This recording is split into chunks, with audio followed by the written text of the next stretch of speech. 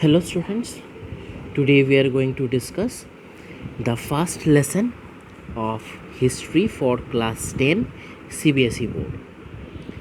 The first lesson is the rise of nationalism in Europe.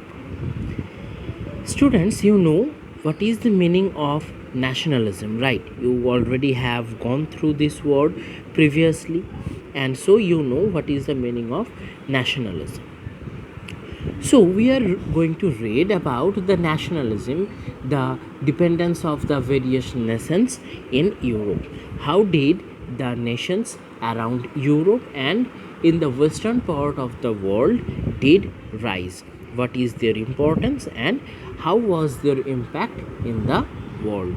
This is what we are going to learn from this particular lesson.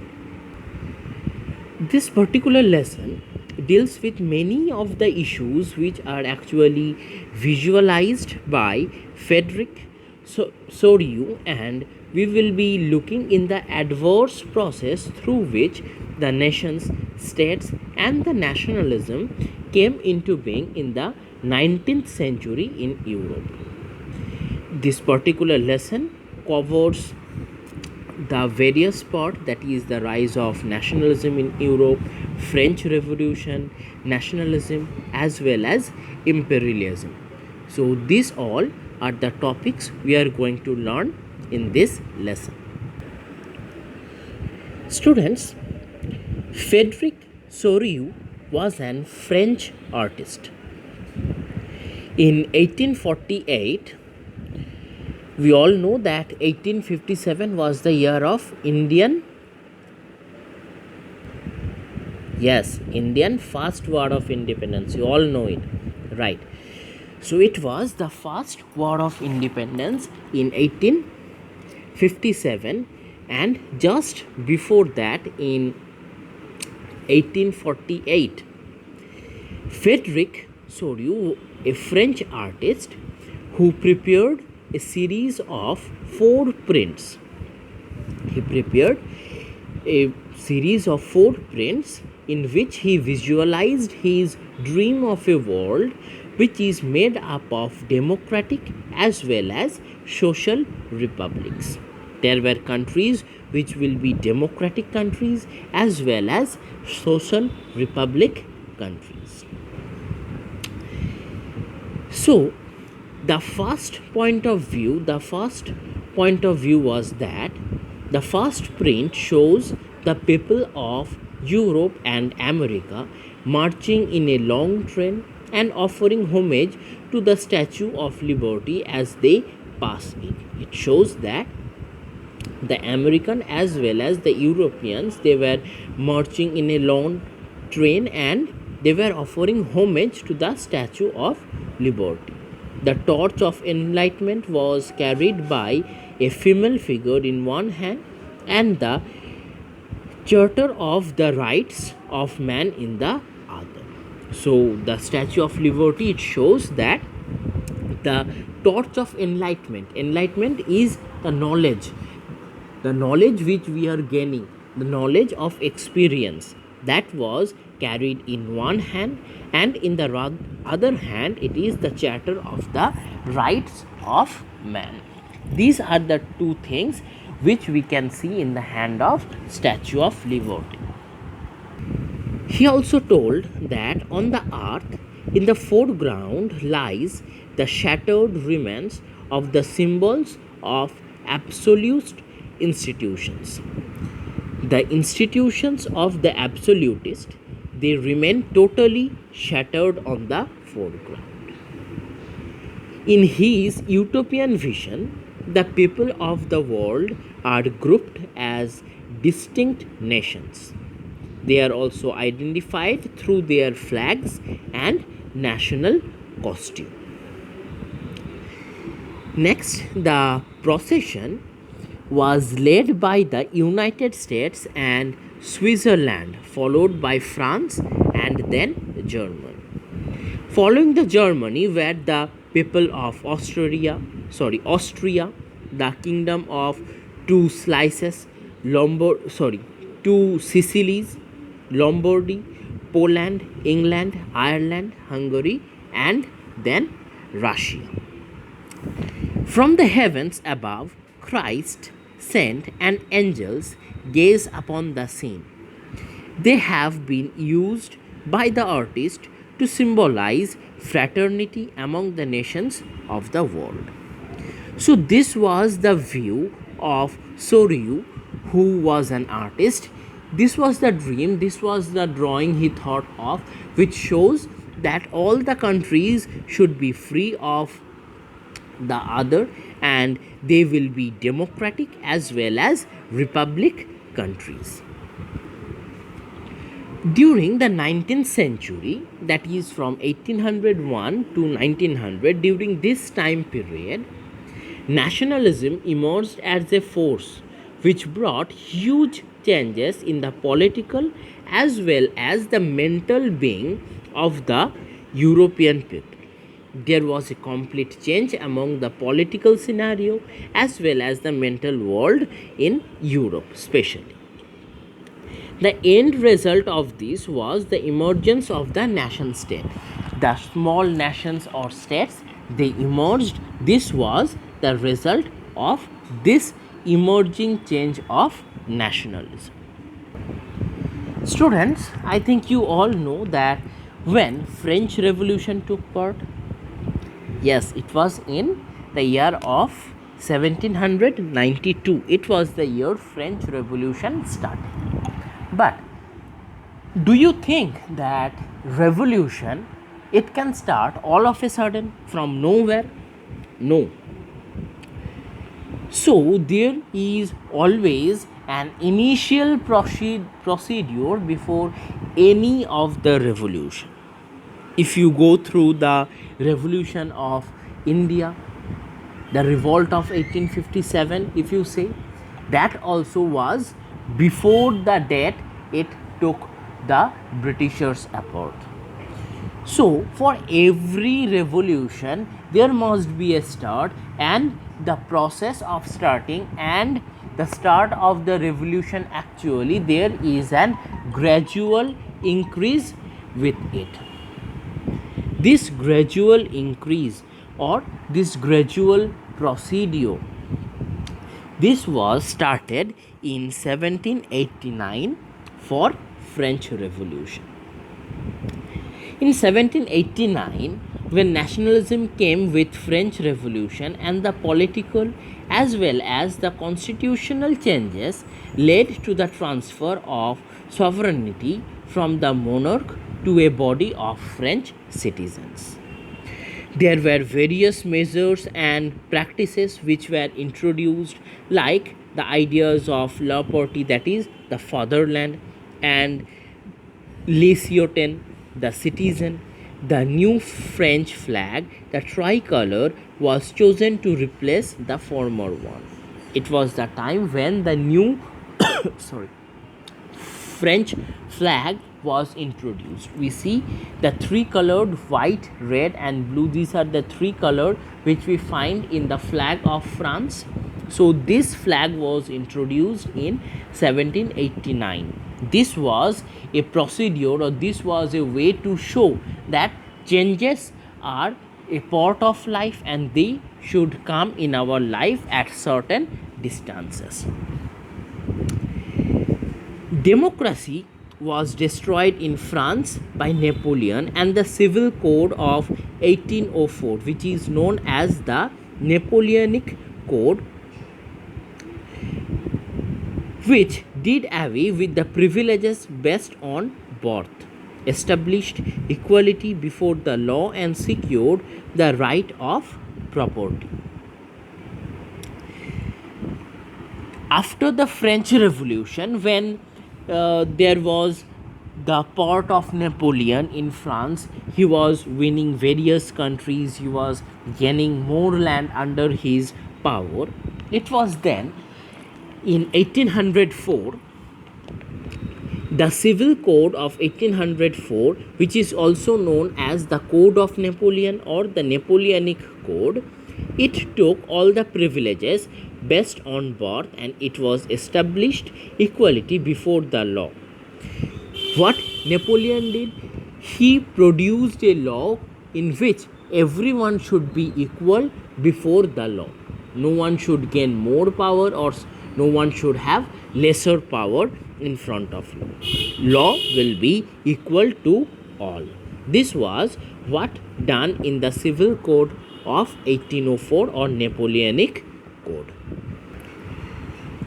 So, what was going on in France when it was open to the other countries of Europe? That is, when the news of the events in France reached the different cities of Europe, what happened?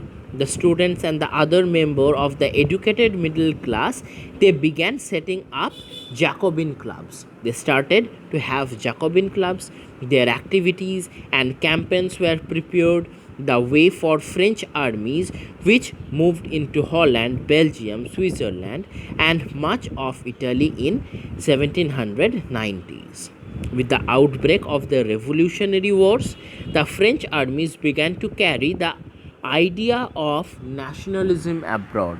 Not only in France, but also the French army took this nationalism to the outer world, to the other countries, to the other cities and states of Europe.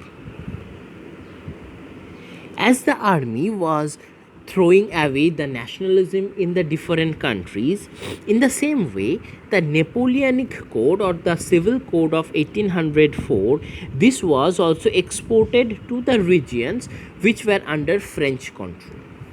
In the Dutch Republic, in Switzerland, in Italy, in Germany, Napoleon simplified the administrative divisions, abolished the feudal system, and freed the peasant from the serfdom and manorial dues.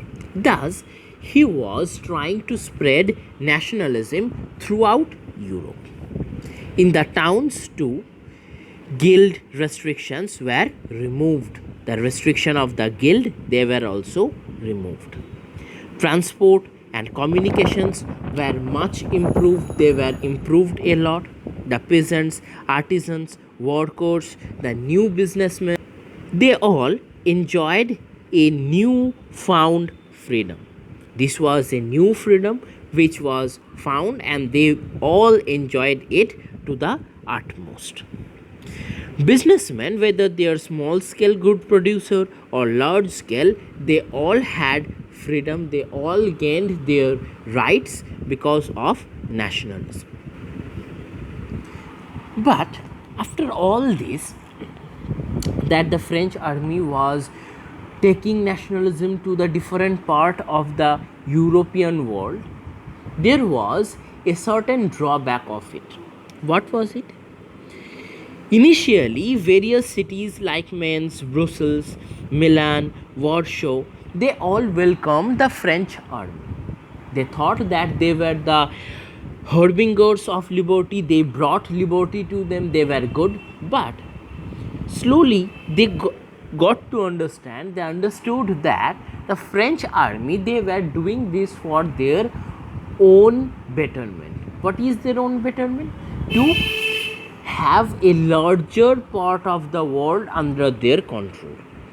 So, when this was clear to the others, this nationalism procedure was a hostility for them. It was hostile.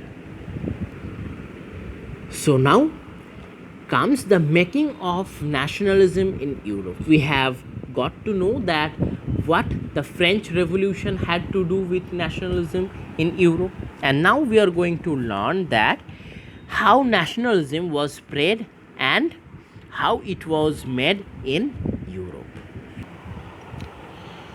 The making of nationalism in Europe was an elongated process. If you look into the map of the mid 18th century, you would be surprised that there were no countries which we know them by their name today.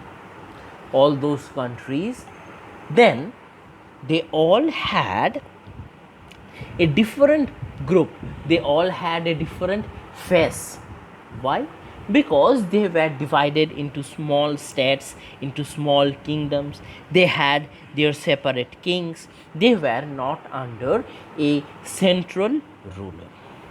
For example, we can see the Germany as of today, or Italy, or Switzerland. They were rather divided into small kingdoms.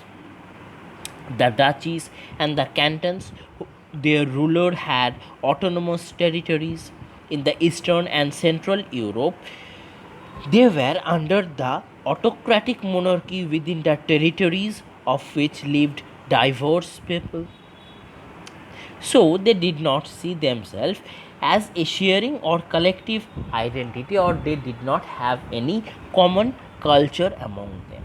They were all different, they were differentiated by their territories, they were differentiated by their religions, caste, customs, they were totally differentiated from each other. As for example, you can see the Habsburg Empire that ruled over the Austria and Hungary. There was a patchwork of many different regions and peoples. Like they included the Alpine region, the Tyrol, Austria, as well as the Sudeten land, as well as Bohemia, where the aristocracy was predominantly German speaking. So these were all the different regions in the Habsburg Empire. It also included the Italian speaking provinces of Lombardy and Venetia. In Hungary, half of the population spoke Magyar, while the other half spoke a variety of dialect. In Galatia, the aristocracy spoke Polish. Beside, these three dominant groups were also lived within the boundaries of the empire. So we can see that there were various language speaking people, there were different caste of people, they were totally differentiated from each other, but they used to live under the same power of control. So it was clear that there was a need of a definite land which will be having a definite kind of people. So this is where the nationalism and the rise of nation state comes. Firstly, we need to discuss the aristocracy and the new middle class who were made because of the nationalism. The aristocracy was the dominant class on the continent politically and socially. The aristocratic family or the aristocrats, they were the most dominant class of people. The majority of the population was made up of peasantry. They were just few, but the other part of the population was, which was huge in number, was belonging to the peasantry. The industrialization began in England in the second half of the 18th century.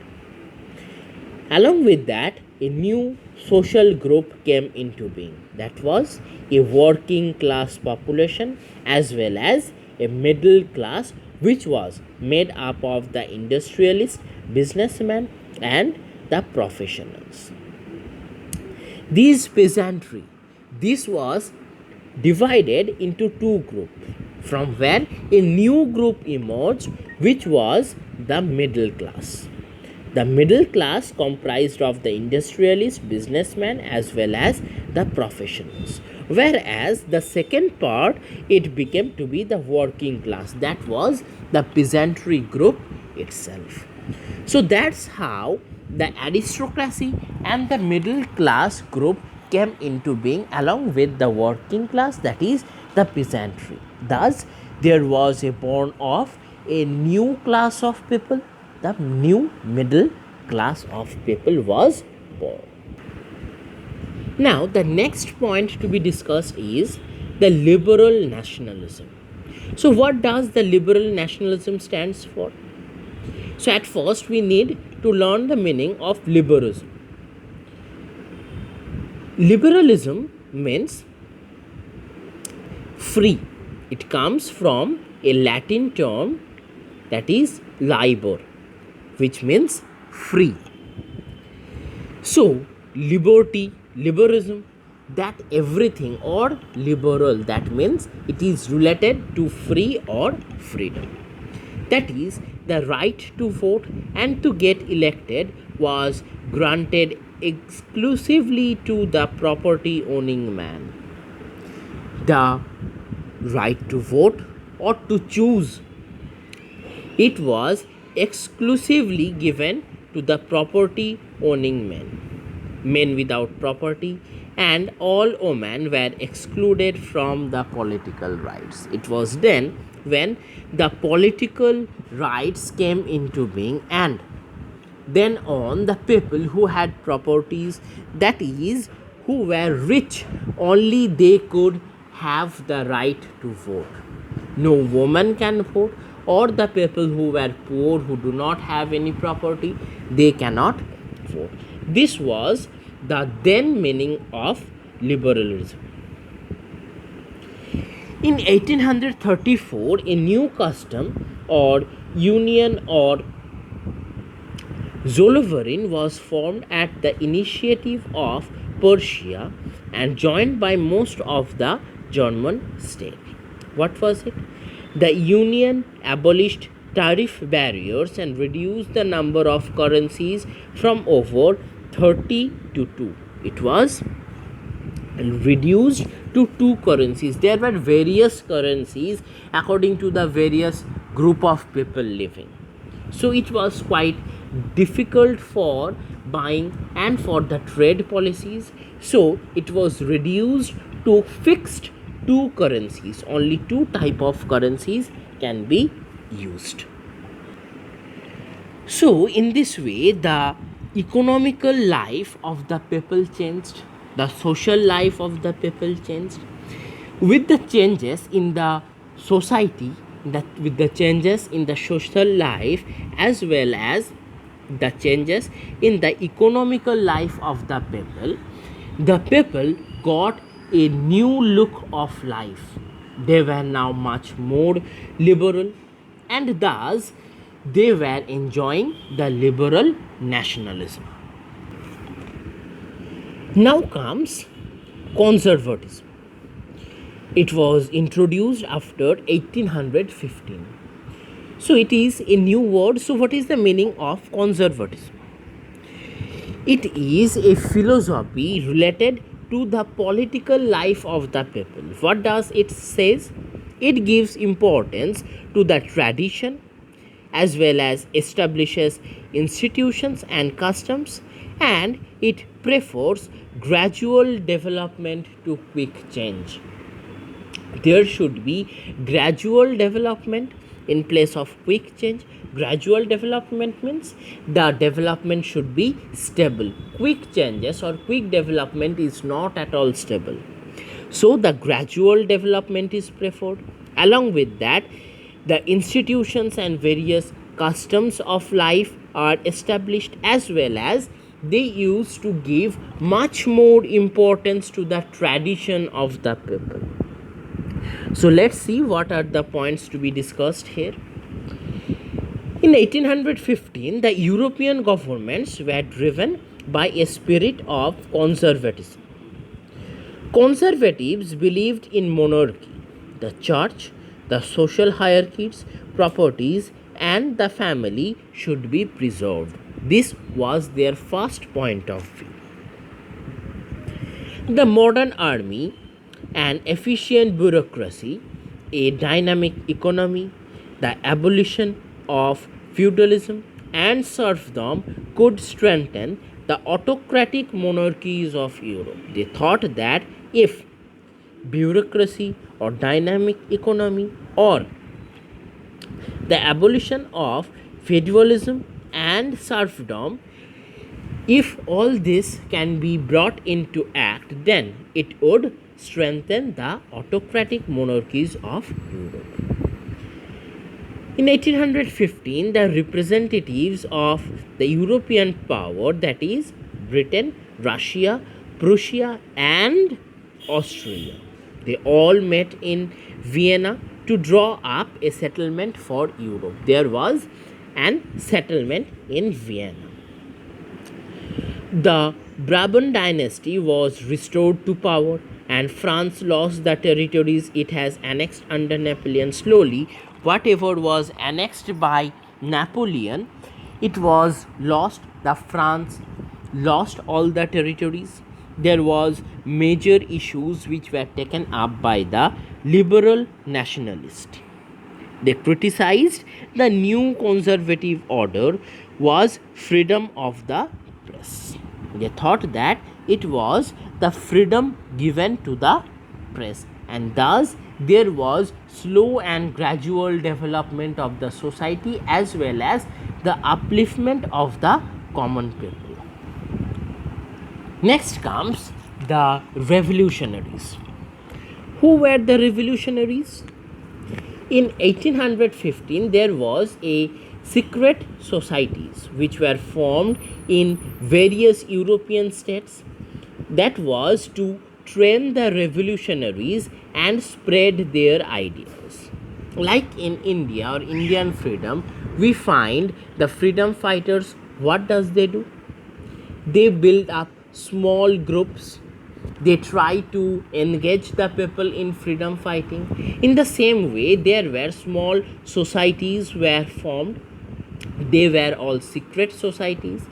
They were formed in various European states, and they were made in the back of the government so that the government cannot stop them or cannot put a stop to their progress.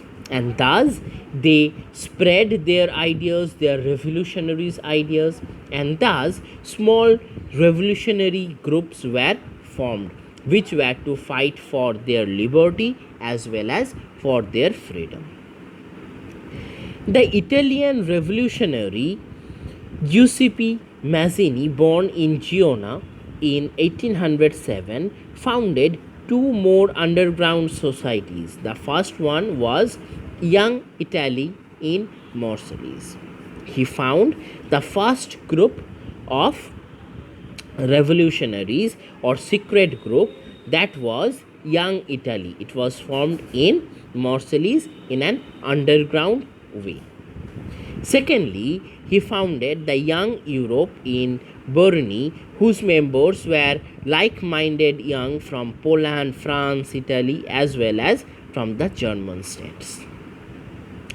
So this was how the revolutionaries got into being for their own freedom. They was there to fight for their freedom. They were building up societies, they were building up the mind of people to fight for their freedom.